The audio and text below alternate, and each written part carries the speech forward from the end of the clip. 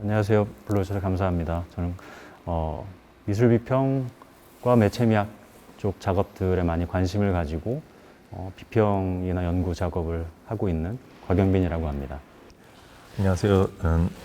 X 무심한 연극을 만든 서현석 작가입니다. 네, 선생님 오늘 다시 뵙게 돼서 너무 반갑고 반갑습니다. 작업도 너무 재밌게 잘 봤습니다. 네, 개인적으로는 2019년이었나요? 그러니까 북서울에서의 네. 전시 때 그때 전시가 되게 재밌었었고 오늘 그러니까 저희가 보고 얘기하게 될 작업들도 그 VR 작업의 연장선상이라고도 볼 수 있고 물론 이제 다른 차이들이 또 있기도 하지만 그때 개인적으로 도록을 또 재밌게 되게 쓰기도 했었어서 이게 어쨌든 이 작가님의 의도랄까 이런 거를 뭐 저를 포함해서도 그렇고 관객들이 이렇게 추측을 해보기도 하지만 그걸 통해서 계기로 삼아서 다른 생각들을 이렇게 좀 정리해보거나 이렇게 상상의 나래를 일반적인 의미에서 사실 펴보기도 하잖아요. 그러면 연장선상에서도 이번 전시에 대해서 생각을 해볼 수 있었던 아이디어나 이렇게 질문들이 많이 좀 촉발이 돼서 되게 재밌었다고 생각을 합니다. 일단 처음에 출발해서 제목이 어찌됐건 뭐 무심한 연극이라고 사실은 되어 있잖아요.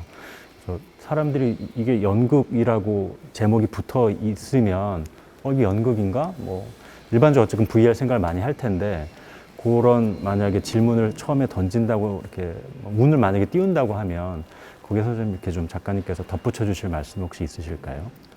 네, 그 무심한 연극이라는 부제는 사실상 뭐 제가 만든 말은 아니고 그 작품에서 직접 인용을 했었던 그 이 물리학자죠, 엘빈 슈레딩거의 글에서 가져온 거였습니다. 그래서 슈레딩거는 은유적으로 연극이라는 말을 썼고 우리가 그냥 생명체로서 그 의식과 의식 밖의 세계가 어떻게 조우하고 상호작용하는지 그런 질문을 던지면서 우리가 그 자신의 의식 자체가 그 고유하고 또 특별하다라고 하는 어떤 믿음 이것에 좀 굉장히 좀 과감한 질문을 던집니다. 그래서 그러한 이 자아와 세계와의 어떤 분리 이것에 대해서 질문을 던지면서 조금은 좀 시니컬하게 어떤 표현을 한 말로서 저는 읽혀졌고요. 그래서 결국은 삶이죠. 우리가 살아가면서 어떤 감각으로서 계속 세상을 해독하는 과정, 그것을 연극이라고 어떻게 보면은 조금 좀 폄훼하면서 사용했었던 말을 그대로 가져와 봤습니다. 그래서 그 연극이라고 하는 이 굉장히 무거운 화두 자체가 저로서는 그동안 뭐 VR이라든가 영상이라든가 퍼포먼스 작업을 해오면서 하나의 숙제 같은 날이었었고요. 원래 저는 그 영상을 공부를 하고 또 영상을 만들기도 했었던 그런 그 사람이지만 한 10여 년 전부터 그 장소 기반의 참여 퍼포먼스라고 그때 뭐 유형화를 한다면은 부를 수 있는 그런 작업을 해왔습니다. 그래서 그 퍼포머가 한 사람의 관객을 맞이하는 그래서 1대1로 대화를 나누고 또 정해진 어떤 장소나 구역을 또 같이 이동을 하기도 하고 어떤 그런 퍼포먼스를 좀 실험적으로 해왔었는데 그런 상황 자체를 저는 그 연극에 좀 비유하고 싶었습니다. 그 연극이 어떻게 보면 굉장히 좀 공동체적인 체험이고 그 영화와 흡사하게 어떤 고정된 자리에서 어느 정도 거리감을 두고 그 무대를 바라보는 것을 기반으로 하지만 어쨌든 무대에서 발생하는 것에 대해서 동화를 하고 또 동일시를 하고 또 그 감각과 사유를 계속해서 이렇게 발생을 시키는데 그러한 것을 어쨌든 연극이라고 본다고 한다면은 공동체도 없고 무대도 없지만 1대1로 만났을 때 그 체험하게 되는 어떤 모든 감각과 어떤 생각들 더구나 그 제가 계속해서 실험을 했었던 것은 그 대화를 굉장히 사적인 영역으로 가져가는 거였습니다. 그래서 그 관객에 따라서 그 지인에게도 하지 않는 말들을 생전 처음 보는 퍼포머에게 하기도 하고 또 그런 상황이 발생하기도 했는데 그것을 보면서 저는 굉장히 좀 놀라웠었거든요. 어떻게 그런 일이 발생할 수 있을지. 근데 그런 상황 자체가 그 연극이라고 하는 틀 안에서 발생할 때 뭐가 달라지는 것인지, 그 매우 개인적인, 그 사적이고 또 매우 진솔한 어떤 대화라는 것과 연극이라고 하는 어떤 자기적인 틀, 이것 사이에 어떻게 상호작용이 이루어지는지, 그것에 되게 관심이 좀 많았었던 것 같습니다. 그러면서 퍼포먼스를 지속을 했었고, 그러는 와중에 이 VR 기술이 이제 조금 제가 사용할 수 있을 정도로 보편화가 되면서 사실상 저는 좀 퍼포먼스를 계속 하다가 마치 다른 이전에 제가 관심을 가졌었던 영상으로 좀 돌아가는 마음이 좀 있었던 것 같습니다. VR을 하면서요. 그래서 북서울미술관에서 전시를 했을 때에도 어쨌든 VR이 들어온 이유와 경위는 좀 여러 가지가 있었지만 이제 다시 영상을 하는 느낌이 분명히 들었었고요. 이제 그러다가 이번에는 그로부터 좀 다시 벗어나서 퍼포먼스 쪽으로 좀 다시 갔었던 것 같습니다. 그래서 저는 어떻게 보면 다시 카메라를 잡고 스크린은 아니지만 어쨌든 이 스크린에 상응하는 어떤 장비로서 되게 시각 위주의 어떤 체험을 한다라는 것, 어떤 분명히 영화적인 측면이 좀 있는 것 같은데, 그런 작업을 다시 하게 되는 것 자체가 굉장히 반갑고 친밀하면서도 그래서 VR을 계기로 해서 퍼포먼스 쪽에서 영상 쪽으로 다시 오게 된 거죠. 그러니까 그게 굉장히 흥미롭고 또 좀 개인적으로 고무가 되었지만 아주 특이하게도 몇 가지 조건 때문에 영화 쪽으로 계속 가는 게 아니라 다시 퍼포먼스 쪽으로 오게 되는 어떤 그런 계기가 된 게 이번 작업이었었던 것 같습니다. 오늘 질문의 형태이건 아니면 제가 같이 말씀을 나누는 형태로건 언급하려고 혹은 언급을 해야 된다고 생각하는 어떤 키워드들을 되게 벌써 이렇게 많이 한꺼번에 말씀을 해주신 것 같아요. 그러니까 퍼포먼스건 뭐 영화건 연극이건, 그러니까 아마 이거를 지금 참여하신 분들, 요것도 이제 용어들이 오늘 계속 얘기가 될 텐데, 참여한 거냐, 뭐 본 거냐, 경험한 거냐, 그러니까 이거를 정확하게 내가 경험한 걸, 저를 포함해서 아마 보신 분들이 혹은 역시 참여하신 분들이 뭐라고 규정할 건지 혹은 뭐 평가를 할 건지 향유할 건지라고 할 때 지금 선생님께서 말씀해 주신 어떤 여러 가지 용어들 혹은 이렇게 이동의 어떤 방향이랄까요? 아까도 영화 하셨던 거로 뭐 돌아오셨다라든지 뭐 퍼포먼스로 다시 뭐 갔다라든지 이런 어떤 그 이동 같은 문제들이 이번 작업이건 앞에 이전의 작업들 연관해서건 같이 연동이 되는 것 같아요. 일단 말씀해 주신 것들에서 하나하나 좀 실타래를 이렇게 좀 풀어본다고 하면, 처음에 제목도 일단 그렇지만 무심한 연극이라고 하면 무심하다고 하는 건 사실 일종의 좀 주체한테 붙는 거잖아요.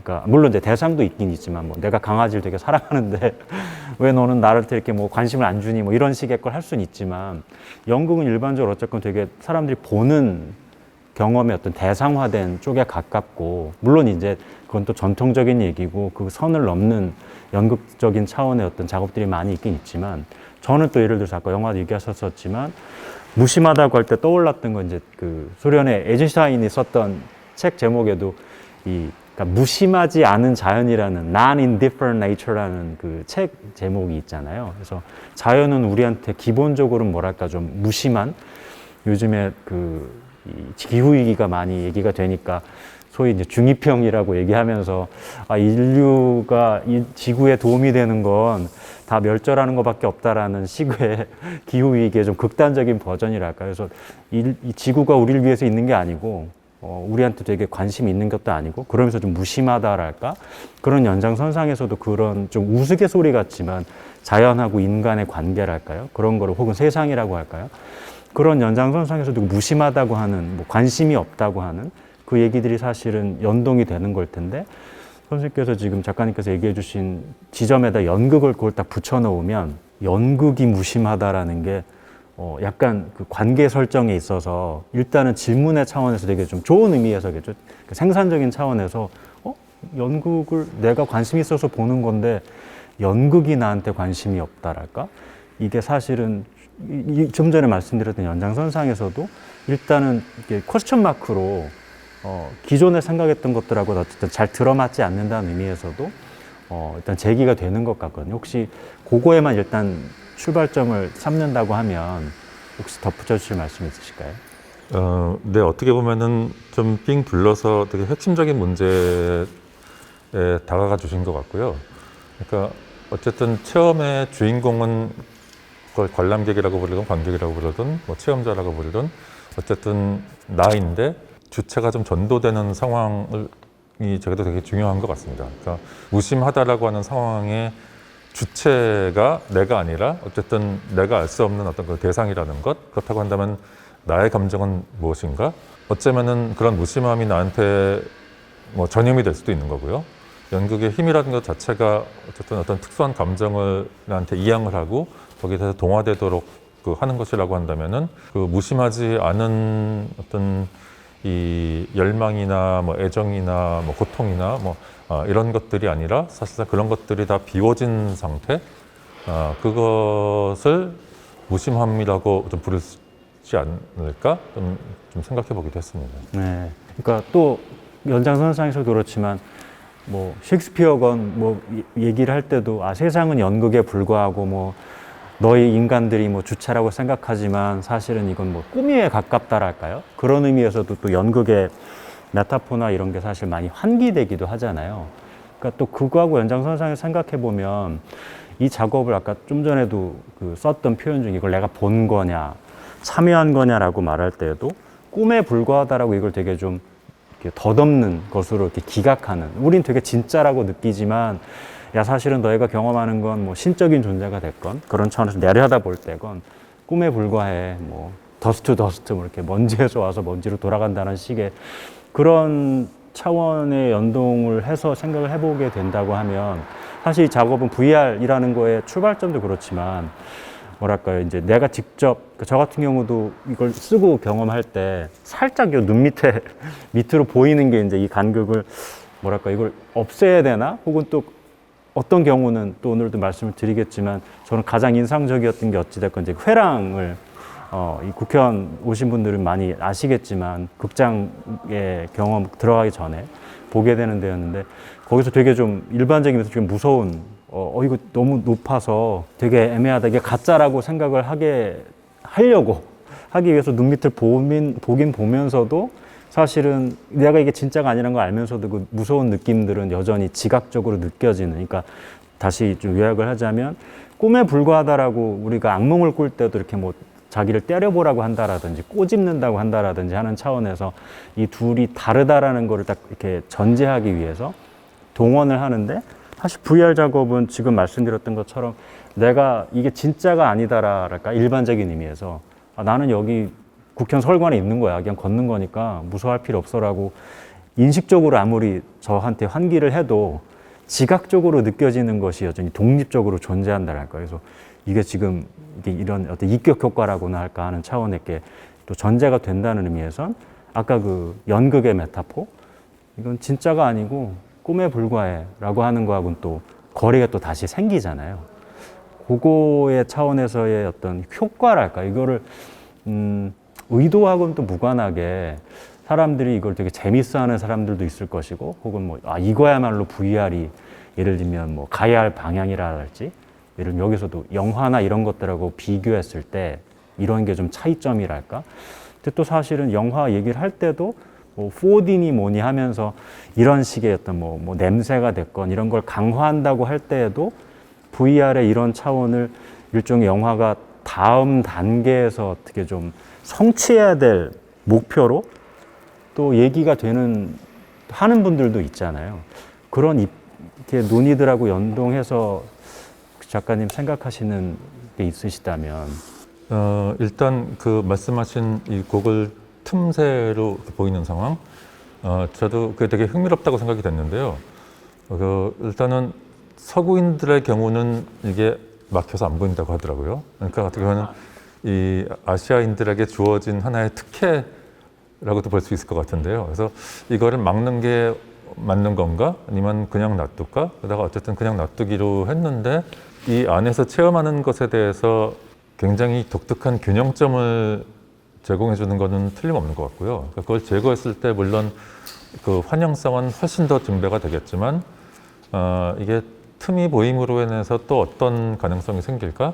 이 롤랑 바르트가 70년대 말이었나요? 그러니까 영화관을 나오며라고 하는 글을 썼잖아요.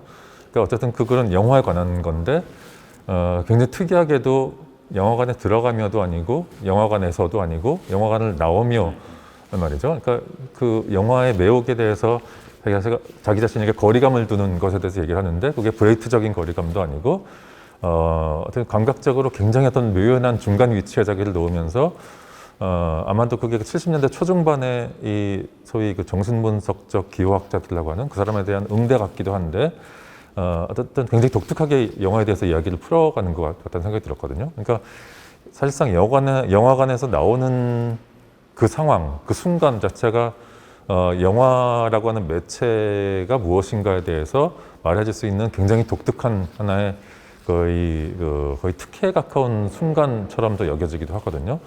그렇게 본다면은 물론 그 영화의 연장선상에서 VR을 얼마나 볼 수 있는가라는 문제는 좀 이미 짚어주셨지만 사실 비교를 해본다고 한다면은 어쨌든 VR에서는 영화관이라는 건 없는 거고 이제 고글 혹은 안대를 쓰는 건데 이 안대를 벗는 게 사실상 영화관에 나오는 것에 상응하는 경험이 되겠죠. 구태여 말을 하자면요. 근데 사실상은 우리는 몸은 이미 시야를 뒤덮고 있는 일종의 미니어처 극장으로부터 빠져나와 있는 거고요. 그러니까 영화관으로부터 나온다라고 하는 말이 성립 안 될 정도로 이미 사실상은 내 몸은 들어간 적이 없는 거죠. 시선만이 가상세계 안으로 진입을 해 있고 나머지 모든 감각들, 나의 그 운동에 필요한 어떤 근육까지 포함을 해가지고요.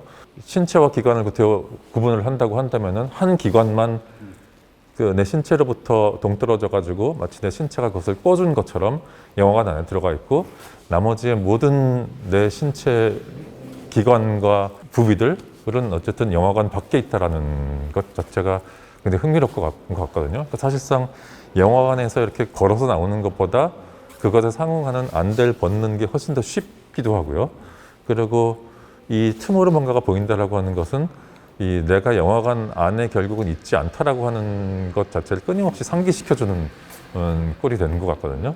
그러니까 꼭 이거를 이 뭔가 브레이트적인 소격 효과라고 부를 수는 없겠지만 이 어쨌든 그 환영성이라고 하는 것에 대해서 스크린에 어떤 시선이 온통 지금 몰입해 있는데 그러면서 발생하는 어떤 나의 이 몰입 이것에 대해서 아주 그 어떤 흥미롭게 하나의 반태제처럼 나에게 주어지는 일종의 그 척도라고 해야 될까요?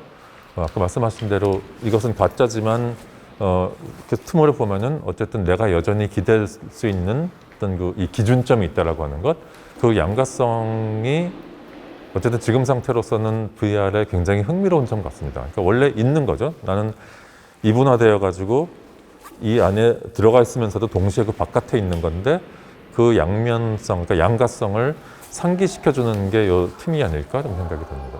지금 말씀해 주신 것처럼 나오냐 들어오냐, 그러니까 이 문제도 몰입감 얘기를 항상 immersive experience라고 해가지고 야 진짜 같았어 뭐 이런 얘기를 붙이지만 들어간다 나온다랄까 이런 얘기가 사실은 영화를 기준으로 생각하면 영화관도 없고 그런 의미에서 영화의 연장이냐 아니냐라고 말할 때도 거기서 약간 어긋나는 지점이 생기는 것 같고 또 그 맥락에서도 또 볼 때도 이 영화라는 것들을 전제할 때 사람들이 생각하는 또 하나 이제 그 지점 중에 하나가 프레임이라는 게 항상 있잖아요. 그래서 영화를 볼 때 뭐 클로즈업을 한다라든지 뭐 줌아웃을 했더니 처음에 있던 사람이 나는 뭐 절에 있는 줄 알았는데 사실은 세트장이었다는 걸 보여주는 식으로 웃기게 보여줄 수도 있고 아까도 선생님께서 좀 말씀하셨던 뭐 브레이트적인 속격 효과랄까 이렇게 쓰이기도 하지만 그러니까 그런 차원과는 독립적으로 생각해도 어쨌건 VR에 프레임이 있나? 라고 말하면 저는 이렇게 긍정적으로건 부정적으로건 딱 쉽게 말하기 어렵다고 생각하거든요. 그러니까 사실은 그 부분부터가 다시 말하지만 VR과 영화를 연동시켜서 생각할 때 영화관이라는 게 실질적으로 존재하지 않는다랄까? 그리고 프레임이라는 것 자체가 존재하지 않는다랄까? 이 두 가지가 저는 일단은 출발점이기도 하고 VR에 대한 이야기를 뭐 비판적으로건 혹은 생산적으로건 이렇게 전개시킨다고 할 때 작업 차원에서도 그렇고요. 되게 중요한 논점이라고 사실 생각을 하거든요. 요거에서 이제 관련해서 제가 이 발표했었던 글에서도 언급했었던 것 중에 하나가 유명한 베냐민의 그 기계 복제 가능성의 시대의 이제 예술 작품이라는 글에 보면 이 사람이 건축하고 이 얘기를 살짝 되게 연결을 살짝 시키면서 거기서 재밌다고 생각했던 게 이 사람 표현으로 이제 무심코 던지는 시선이라는 그 얘기를 살짝 쓰면서 영화의 경험하고 건축물에 들어가서 이제 경험하는, 건축물을 경험한다고 할 때 경험을 사실 그러니까 제 입장에서는 이게 프레임이 있냐 없느냐, 영화적인 프레이밍이라는 게 건축물에 들어가서 와, 여기 되게 넓다라고 이렇게 둘러볼 때, 혹은 둘러보지 않아도 주변시라고 하는 게 있잖아요.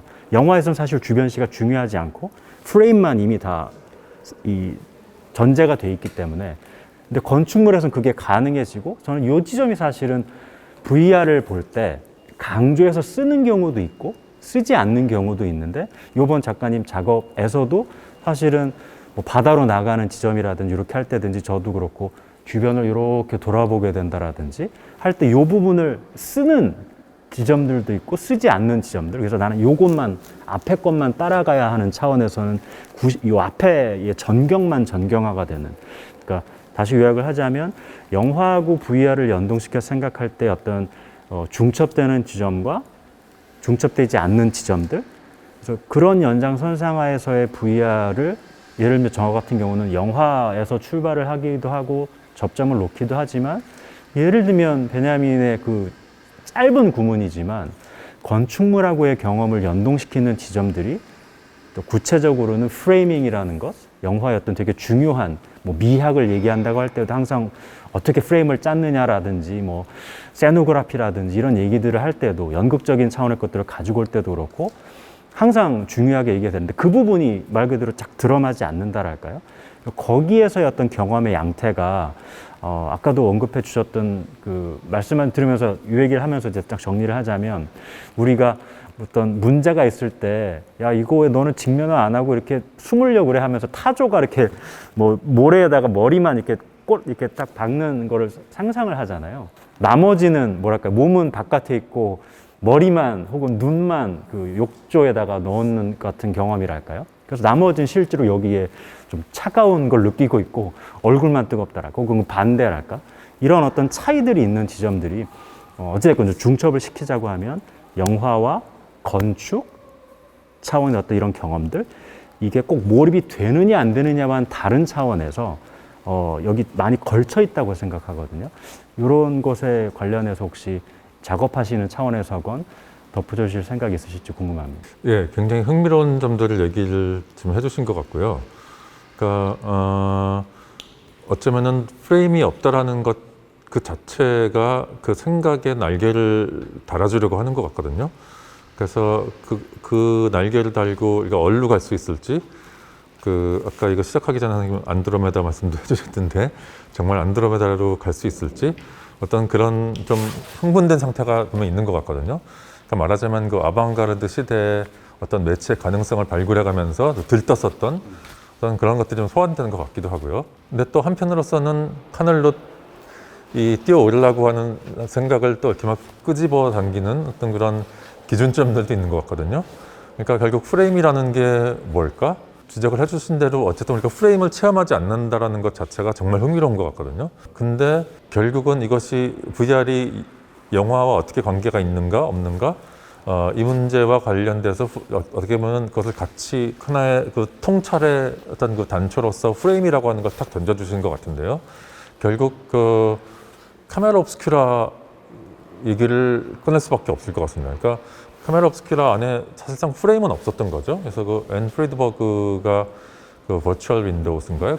그거를 쓰면서 챕터별로 나눠가지고 뭐 윈도우, 프레임, 뭐 스크린 이런 식으로 전개를 했는데, 프레임이 탄생하는 순간을 어쨌든 카메라 옵스큐라에 맺힌 상을 어쨌든 거기서 막 벽을 따라서 이렇게 그리다가 벽으로부터 이탈시키는 그런 순간으로 뭐 설명을 했었던 기억이 나거든요. 그러니까 벽에다가 그 그림을 그리는 것만으로서는 어쨌든 사실상 이미지가 벽에 온통 쫙 엎질러져 있기 때문에 거기 프레임이라고 하는 것은 그러니까 인식하기가 힘든 건데 이제 거기 그려지는 이미지에 어떤 상업적인 가치를 부여하려면은 이미지가 벽으로부터 탈구돼야 되는 거고 그 떨어지는 순간에 이제 프레임이 발생한다라는 거죠. 그래서 어떻게 보면 그 건축 말씀해 주신 것도 이런 측면에서 굉장히 흥미로운데 카메라 옵스큐라라고 하는 건축물에 사실상 분리되지 않게 붙어 있었던 이미지가 이제 마치 모듈처럼 이 건축물 저 건축물 옮길 수 있도록 해주는 게 사실 프레임인 거잖아요. 이게 영화로까지 프레임이라고 하는 단어가 개구리 점프를 하면서 이제 20세기까지 온 건데 그것을 지금 소각한다라는 것 자체가 너무 어떻게 보면 흥분되는 얘기 같거든요. 그래서 프리드버그가 그 프레임 얘기를 하면서 마지막에 부록처럼 부착을 시켜가지고 하는 얘기가 어쨌든 프레임이 단지 이미지 얘기가 아니라 사유와 관계가 있다.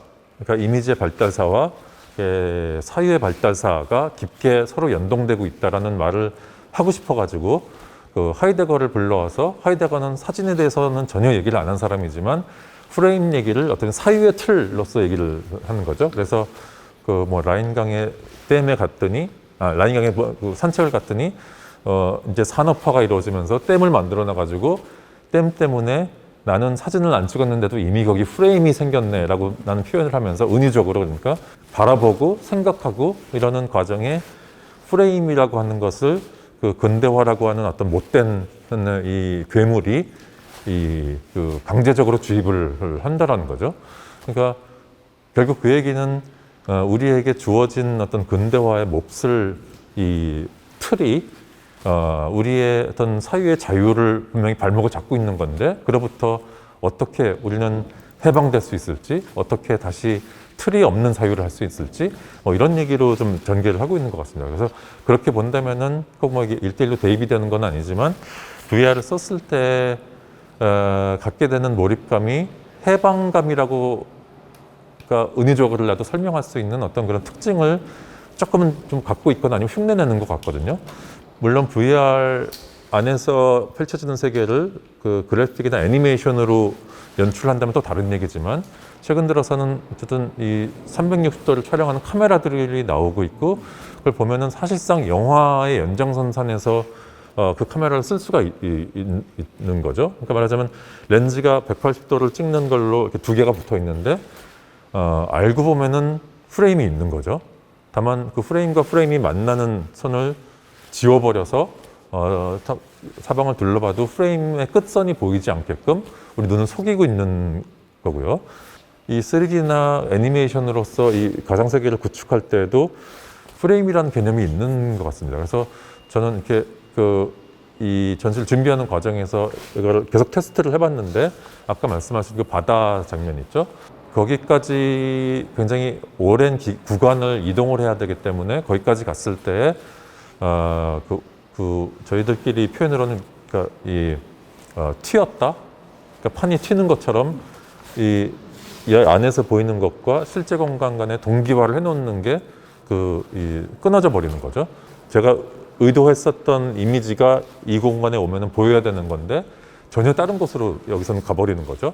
그런 상황이 발생을 많이 했었거든요. 근데 그때 저도 그거를 처음 봤는데 짐 캐리가 나오는 영화고 뭐죠? 얘기 많이 되는 트루먼 쇼 같은. 네, 트루먼 쇼. 트루먼 쇼에서 짐 캐리가 그 요트를 타고 나는 저 세계로 갈 거야 하면서 쫙 나가잖아요. 그러다가 저 수평선이 보이는데 어느 순간 꼭 부딪혔는 분들이 하늘을 그려놓은 간판이 있잖아요. 그러니까 꼭 그게 있더라고요. 이걸로 볼 때는 정말 망망대해였고 저 멀리 수평선이 보였었는데 이게 튀어가지고 가보니까 정말 말 그대로 이 안에서 트루먼 쇼에서 그 간판과 거의 똑같은 그런 프레임이 서 있더라고요. 그러니까 이 그림 조각이 거기 있는 거죠. 그리고 심지어는 그 이면에 갈 수도 있고 이렇게 왔다 갔다 하면은 이 프레임의 끝선이 다 보이는 거죠. 드리는 말씀은 어쨌든 프레임이 없다라고 느끼는 것 자체가 사실상은 꽤나 고도의 기술을 동원을 하고 또 심지어는 자본과 노동이 동원되는 어떤 절차를 거쳐서 만들어내는 일종의 특수 효과이기도 하다라는 거죠. 그렇게 본다면은 과연 이 프레임이 없다라고 하는 우리가 느끼는 것이 그 무엇인지 정말 우리는 이 안드로메다까지 가는 어떤 그런 가능성을 생각하는데 사실상은 그게 보이지 않는 프레임 안에서 작동하는 그런 희망 내지는 아방가르드적인 이상 일 수도 있다라는 생각. 그러니까 어떻게 되게 흥미로운 양가성이 분명히 있는 것 같습니다. 작가님이 요번 작업도 그렇고, 그러니까 딴 데로 왜 안드로메다로 보낼 수 있을 잠재력을 갖고 있다고? 그 사람들이 야, 왜 그거 쓰지 않나? 라고 할 수 있을 만한 의문의 차원에서도 그때도 북서울 시립미술관이라는 곳이 사실은 다 사람 다니지만 폐허가 된 것 같은 우리가 영상을 이미지를 보게 되기도 했었고, 요번 작업도 사실은 또 중간중간에 다른 경험들이 또 주어지긴 하지만 제가 개인적으로 아까 한국에 들었었던 회랑을 걷는 경험 같은 경우도 여기가 지금 당신이 계신 곳이 국립현대미술관 서울관이다라는 걸 또 다시 한번 이렇게 좀 붙박아두는 차원으로, 그러니까 보내지 않고 이 안에서 경험들을 이제 자꾸 역시 이제 뭐 장소 특정성이라 할지 그 연장선상에서 얘기들이 사실 VL이 된다라는 게 저는 되게 재밌다고 생각하거든요. 그러니까 그 가능성을 쓰지 못한다라기보다 쓰지 않는다라는 차원에서 그런 의미에서였던, 그러니까 그게 꼭 브레이트적인 효과가 아니라고 이게 다시 한 방점을 찍으면서 얘기하자면 이런 차원에 있어서였던 이 벡터들이라고 할까요? 일로 갈 수 있는데 이리로 간다라는 것. 혹은 예를 들면 이런 차원에서도 혹은 뭐 차기작이랄지 이런 혹은 아이디어랄지 이렇게 생각하실 때 예를 들면 그렇게 할 수 있었던 차원의 지점들을 혹시 생각하셨었는지 의식적으로건 무의식적으로건 이런 것들과 연동을 시킨다고 하면 작업의 차원에서의 어떤 생각이 있으신지 궁금합니다. 그동안 퍼포먼스의 형태로서 작업을 하면서 제 나름대로 느꼈었던 한계점이랄까요? 그러니까 그곳에서만 딱 할 수 있고 딴 곳에서 절대 못하는 거죠. 그러니까 그로부터 좀 벗어나 보자. 그거는 VR에서 정말 안드로메다까지 가는 건데요. 여기 잠깐 주석을 붙이자면 사실상 저 안드로메다 여기서 갔습니다. 왜냐면 이 바다 지나갈 때 귓속말로 나오는 것 중에 안드로메다 이렇게 속삭이는 게 있었는데 어쨌든 말로만 갔었던 거죠. 결국은 이 미술관이라는 공간 안에 머문 건데 이게 질문을 하신 거라고 한다면은 답은 없고요. 그러니까 왜 내가 스스로 만들어 나온 틀에서 벗어나지 못할까? 이번엔 정말 벗어나 보려고 생각을 했었습니다. 그래서 이를테면은 관객과 퍼포머가 1대1로 짝을 지어가지고 같이 이동하는 거, 이건 하지 말자. 많이 했으니까. 그리고 되도록이면은 이 관객이 자율적으로 이거 쓰고 갈 수 있을 때까지만 가보자. 그랬는데 어쨌든 기술적인 문제 때문에 퍼포머가 옆에 있어야만 했고 어느 순간부터는 손을 잡아줬어야만 했고, 그래서 결국은 옛날의 패러다임을 다시 그냥 떨어져 버린 거죠. 아마 그것과도 좀 관련이 있을 것 같은데요. 그래서 아마도 제가 옛날부터 그 가지고 있었던 그 관심사, 이게 결국은 계속 저를 잡고 있었던 게 아닐까? 그건 뭐냐면은 작품이라고 하는 하나의 대상이 성립되는 바로 그 장소, 이것에 대해서 어떤 새로운 방식으로 어쨌든 상호작용을 하는 게 무엇일까? 이런 질문이었었던 거거든요. 그래서 기존에는 VR이라고 하는 기술을 사용하지 않고 어쨌든 퍼포먼스로서만, 물론 그때도 아주 원시적인 기술을 사용하기는 했었지만 그것이 아니고 이제 VR이 들어오면서 그 문제를 조금 더 한 단계 더 좀 발전시켜보고 했었던 열망이 있었던 것 같습니다.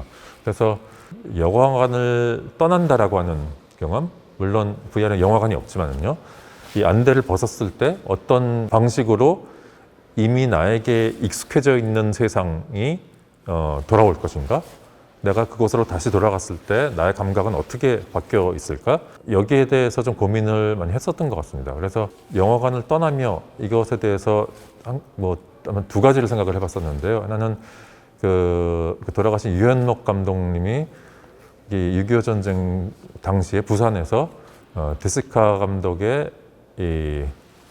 자전거 도둑, 이걸 보고 너무 충격을 받아가지고 극장에서 나왔는데 정신이 하나도 없으시더래요. 그래가지고 가다가 그 어떻게 우스갯소리로 옆에 개천이 있었는데 거기 푹 빠져버렸다 뭐 이런 말씀을 되게 많이 하셨거든요.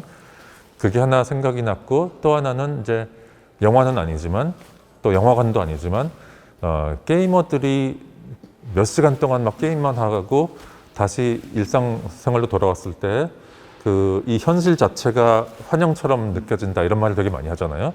그럼 좀 두 가지가 되게 상충하면서도 좀 흥미로운 하나의 그 기준점이라고 생각이 들었거든요.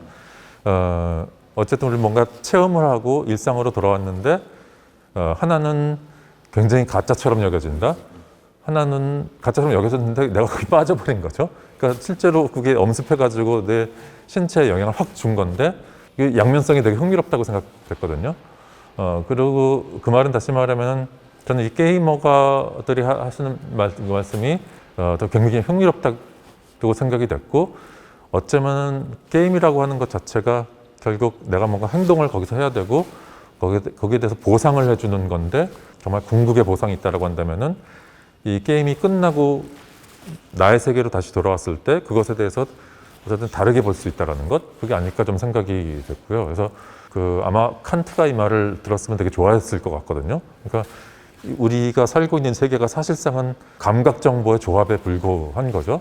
그리고 우리에게는 주어진 감각이 몇 개 안 되기 때문에 그 경로가 아닌 다른 경로로서 이 세상을 체험하거나 상상하거나 소통하거나 이거는 거의 불가능하다라는 거죠. 그래서 사실상 거기로부터 제가 이 작품 제목을 따오기도 했었던 거고요. 그래서 우리가 절대 접근하면 안 돼, 할 수 없어 라고 아예 그냥 X자로 딱 표기를 해버리고 거기 이름 붙일 것까지 거부를 하면서 그 책에다 그냥 X를 다 거버린 거죠. 게이머들이 체험하는 어떤 이 정말 안드로메다 갔다가 지구로 교환했을 때 그 친밀한 세상 이것의 낯설음 그거를 VR로서 어쨌든 유도해볼 수 있지 않을까라고 좀 생각이 됐었고요. 그래서 그것이 아마 영화관을 나오는 것과 다른 거라고 한다면은 영화관을 나오며라고 하는 글에서는 바르트가 자기의 기억을 더듬어 가지고 영화관 안에서 이런 일이 있었지라고 한다면은 이제 VR을 안대를 벗었을 때는 이 주변의 세계가 그 굉장히 생동감 있고 생경하게 느껴질 수 있지 않을까? 그리고 게이머들이 늘 체험하는 거고요. 그러기 위해서는 어쨌든 여기서 본 이미지가 내가 돌아왔을 때 처음 보게 되는 그 공간과 같을 때 오히려 이 세계와 이 세계는 좀 격차가 더 생길 수도 있지 않을까라는 생각에서 결국은 안드로메다로 안 가고 국현 서울관에 머물렀었던 것 같습니다. 요즘 21세기 맥락에서도 활동을 하는 사람들도 사실 어떤 면에서 영화보다 사실은 게임이라는 게 젊은 세대들도 그렇고 제일 기본적인 디폴트의 경험이라고 해도 사실 과언이 아니라는 게 많은 분들이 동의하실 텐데요. 그러니까 그런 분들이 예를 들어서 이거를 경험했다고 할 때 혹은 뭐 그게 꼭 저는 세대 차라고 이게 환원시킬 필요는 없다고 생각하지만 그 논점이 일단 하나가 있다고 생각하고요. 제가 잊어먹기 전에 또 덧붙이자면 이 제목에서도 아까 X자 얘기를 하셨지만 제 기억으로 국현 서울관에서 예전에 전시가 있었던 거에서도 그 X자 관련된 게 있었던 걸 기억하는데 그러니까 건축 아까 얘기 나왔었지만 이 하나는 그 설계 도면에다가 X자를 치는 그 공간이 있잖아요. 그러니까 죽은 공간이라고 하는 거의 어떤 효용의 차원에서 X자가 있기도 하고 또 그 얘기는 실제로 뭐 전시를 이렇게 이전 하나의 전시가 끝나고 다음 걸 할 때라든지 설치를 할 때 보면 이게 투명한 거울이 있어서 유리가 있어서 여기 가시면 안 돼요라고 이렇게 X자 쳐놔서 사고가 일어나지 않게 X자를 쳐놓기도 사실 하잖아요.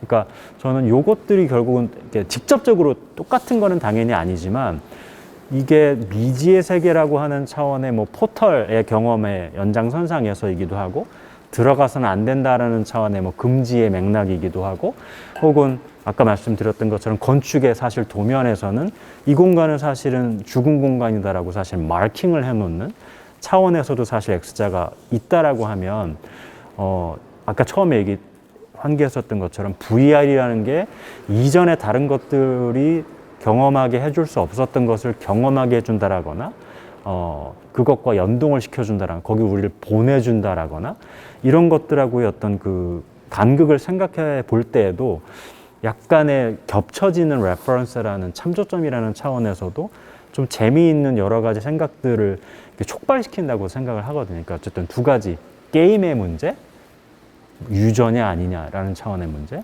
그리고 요 X자라는 게 요번 작업에서는 되게 초월적이라고나 할까? 그런 차원의 얘기를 전제해 주시긴 했지만, 이런 참조점의 차원에서 보면 또 많이 이렇게 분산이 되는 것이라고 한다는 차원에서 혹시 공유해 주실 만한 생각 있으실까 궁금합니다. 예, 마지막에 분산이라는 단어를 써주셨는데 아마도 준비하면서 들었었던 생각들도 굉장히 많이 분산되어 있었던 것 같습니다. 그래서 말씀하신 대로 VR을 사용을 하면서 게임에 대해서 생각 안 할 수 없었고요. 근데 그러면서도 상황에 따라서 내가 기존에 어떤 매체를 재매개화하고 있는가, 다 제 스스로의 답이 다 달랐던 것 같습니다. 이거는 실질적인 문제이기도 했었고요. 그래서 이걸 뭐 전시로 불러야 되나, 공연이라고 불러야 되나, 퍼포머들과 소통을 할 때 어쨌든 뭐 어떻게 얘기를 해야 되지, 뭐 이런 문제부터 시작이 돼가지고요. 근데 어쨌든 이렇게 뭔가 분산된 와중에 이제 여러 레퍼런스들이 마치 프랑켄스타인처럼 어쨌든 제 생각을 어쨌든 이뤘었는데, 그 중에 가장 큰 몸통은 저 개인적으로는 어쨌든 그 역시 영화였었던 것 같고요. 어떤 보급형 VR 장비에 대해서 말씀을 해주셨지만, VR이 처음 나왔을 때만 하더라도 저는 그 카메라를 다룰 수 있는 어떤 그런 노하우를 익힐 시간이 없었기 때문에, 그러니까 뭔가 어디 돈을 주고 빌려야 되는데 빌려가지고 그거 익힐 수는 없는 거죠. 그러니까 빌려서 빨리 찍어야 되니까. 근데 이제 굉장히 간편한 장비들이 나오다 보니까 이제 제가 직접 촬영을 하기 시작했거든요. 물론 그 3D 스캔을 하거나 뭐 애니메이션이나 그래픽을 여기 넣거나 이것과는 굉장히 다른 과정인데, 그것 자체가 굉장히 영화적이었고요. 그러니까 카메라를 트라이포드에 설치해 놓고 어쨌든 뭐 대상을 찍는 것, 말 그대로 촬영을 하는 거죠. 프레임이 없어서 그 이제 구도라는 것을 잡을 필요가 없을 뿐이지, 입체적으로는 카메라의 위치를 설정을 해야 되고 주변의 미장센들을 어쨌든 다 신경을 써야 되고, 조금 다르게 할 뿐이지 어쨌든 그 영화의 연장선상에서 분명히 있었거든요.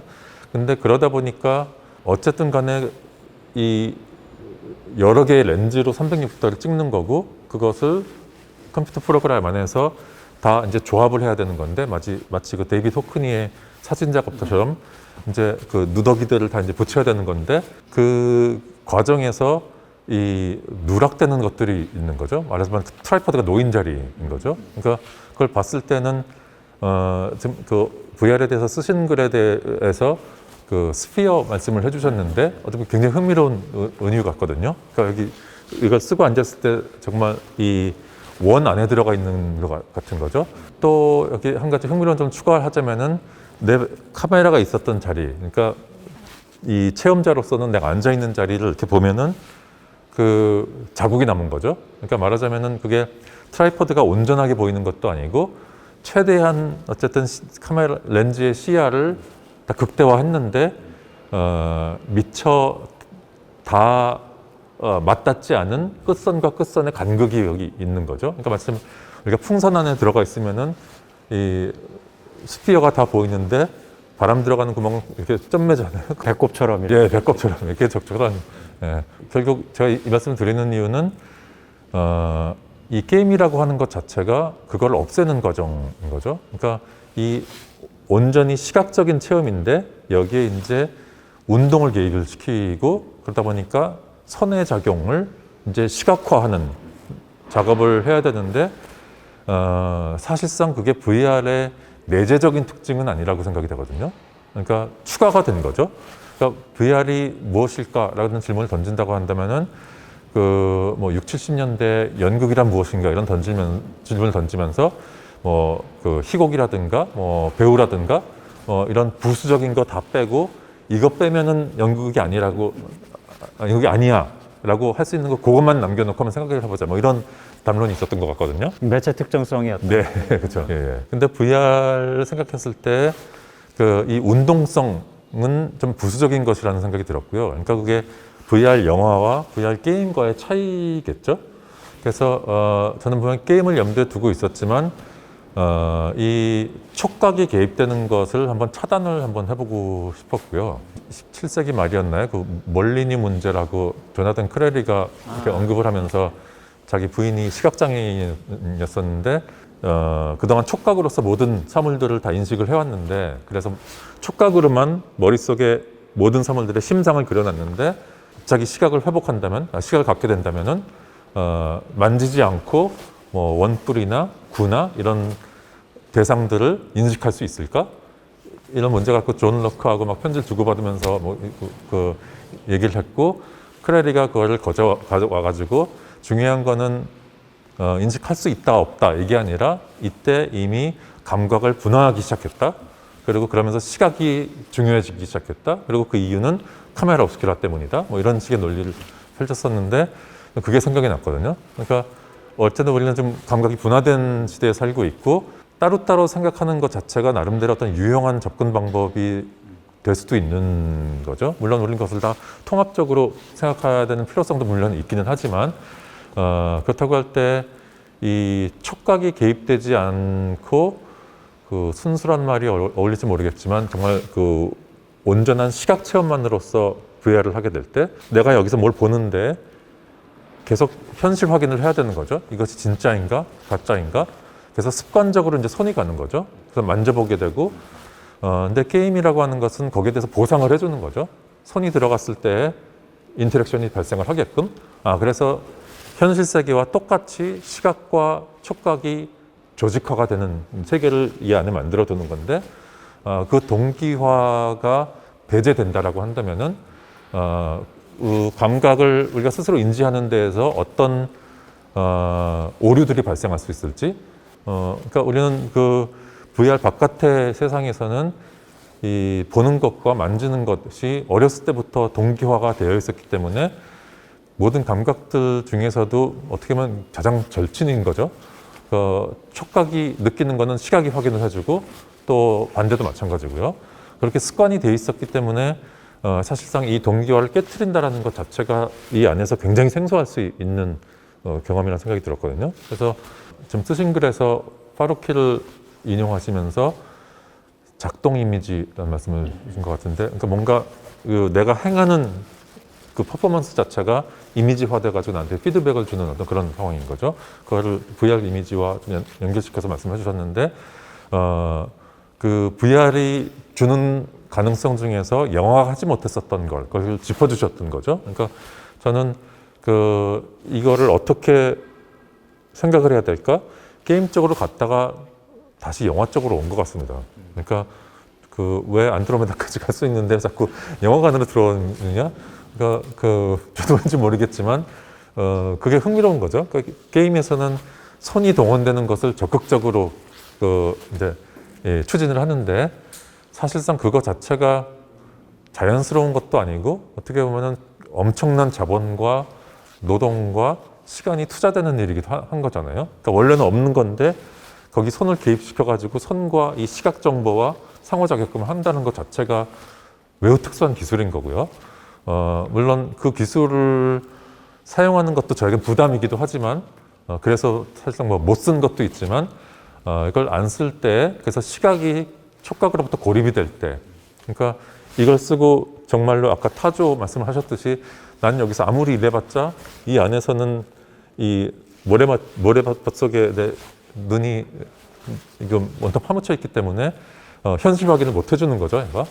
그러니까 그런 고립, 극단적인 고립, 시각의 고립, 이게 어떤 면에서는 영화가 한편으로서는 토탈 시네마라고 하는 그러니까 총체적인 감각의 어떤 그 동원, 이거를 추진하기도 했지만 또 한편으로서는 굉장히 어떤 원형적인 단계에서 순수 시각에 대한 일종의 로열티랄까요? 그런 것도 유전자로서 좀 있는 것 같거든요.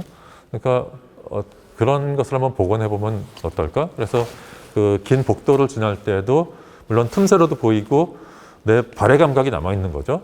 그래서 내가 지금 걷고 있어라고 하는 것을 내 스스로 충분하게 인식을 할 수 있지만 그렇다고 해서 손으로서 뻗어가지고 앞에 있는 캐릭터를 만진다거나 내가 능동적으로 지금 이 이미지가 작동 이미지라고 하는 것을 내 스스로 인식하게 하는 어떤 그런 장치는 사실상 없는 거죠. 그러니까 그랬을 때 어떤 가능성이 새로 생기는 걸까? 그러니까 모든 감각들이 다 연동을 해서 총체적인 심상을 그려내는 것은 우리가 일상 속에서 하는 거니까 그것이 분리된 상태에서 이 가상세계로 들어가 보면은 우리는 촉각이나 시각에 대해서 어떤 새로운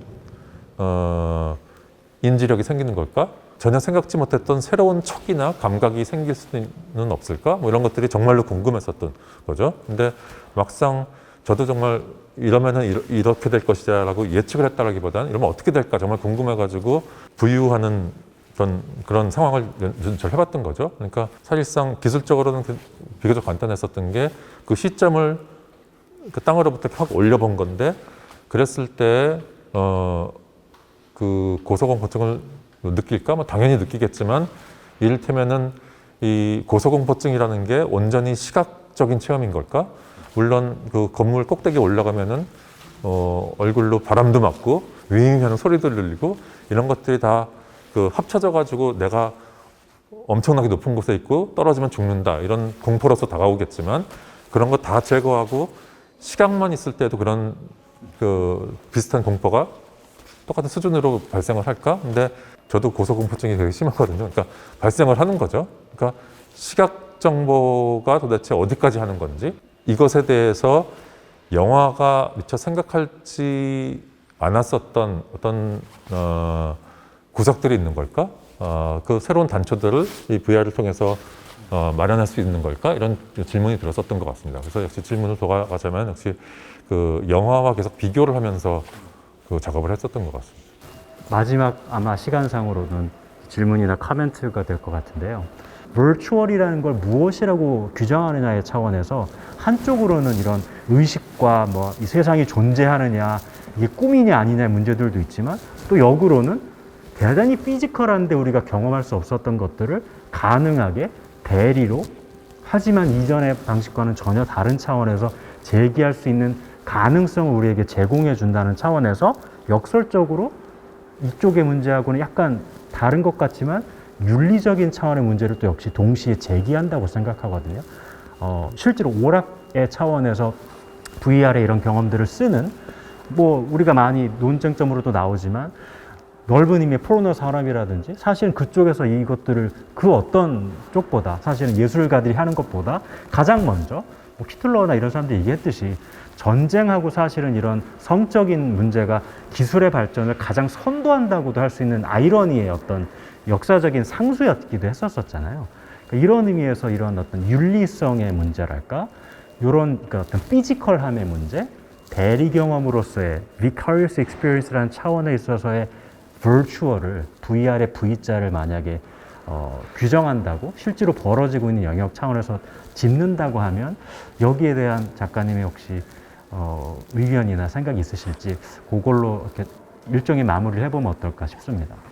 아까 게임 얘기가 나왔었는데 어쨌든 뭔가 우리가 운동을 통해서 하나의 과제를 수행하면은 이에 대해서 보상이 주어지는 게 게임의 굉장히 중요한 어떤 구조 같은데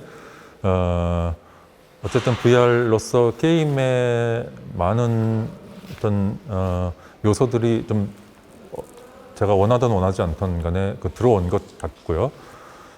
그랬을 때 관객에게 줄 수 있는 적절한 보상은 무엇일까? 왜 현기증 나는 낭떠러지를 걸어야 되고 또 고소공포증을 느끼면서 이 복도를 통과해야 되고 그에 대한 보상은 뭐가 적절할까? 결국은 이 토크 제일 첫 부분에 꺼내주셨던 인디퍼런스라고 하는 화두로 돌아올 것 같거든요. 그 보들레르의 시 중에 그 가짜의 괴물이라고 하는 산문시가 있는데 이 화자가 시 속의 화자가 어디 보니까 사람들이 다 어떤 엄청난 괴물들을 다 어깨에 이렇게 짊어지고 어디론가 이렇게 막 가고 있는 거예요. 그래서 저 사람들은 도대체 어떤 연유로 저렇게 힘든 고행을 하고 있는 거지? 도대체 어디로 왜 가는 거지?